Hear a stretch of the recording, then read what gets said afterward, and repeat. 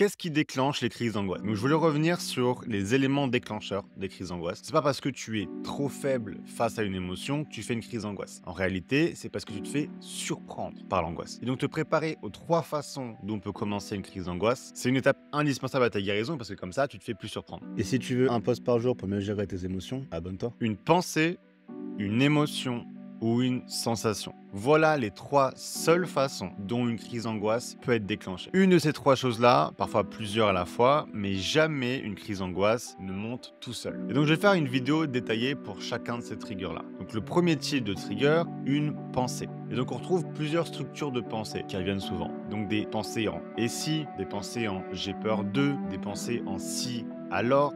Donc il y en a certaines qui sont communes à tout le monde, d'autres très spécifiques à une personne. Et donc ça, il faut vraiment que tu notes. C'est très important de comprendre ces structures-là, car plus tu les connais, plus elles vont perdre de leur pouvoir sur toi. Et donc cette pensée, c'est l'élément déclencheur, la première étape du cycle de l'angoisse. Et quand tu as encore une tendance anxieuse élevée, une simple pensée peut provoquer en toi une réaction émotionnelle très intense. Donc tu peux avoir des sueurs froides, cette sensation d'avoir le cœur qui tombe, et donc ça peut être très violent. Et donc ça, c'est la deuxième étape du cycle de l'angoisse, la réaction émotionnelle. Cette réaction émotionnelle pure, parfois intense, en vérité ne dure que quelques secondes. Ce qui va perdurer après, c'est ce que toi tu vas alimenter. En fait, c'est toi qui as pris le relais. En fait, tu ne supportes pas cette réaction émotionnelle en raison d'une croyance fausse et limitante que tu as, qui est si je ne m'occupe pas de cette pensée, elle va persister, s'empirer, voire se réaliser.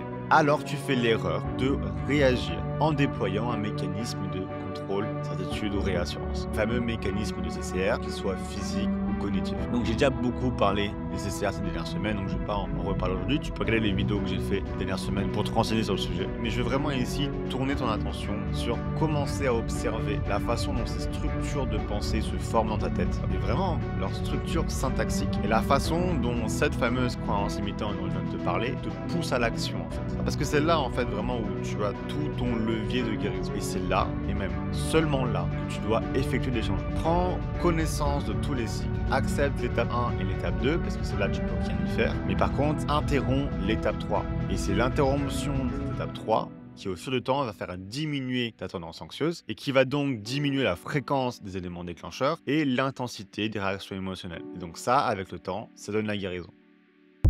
Merci d'avoir regardé jusqu'au bout. Si tu veux commencer sérieusement ta guérison, clique sur le lien dans ma description.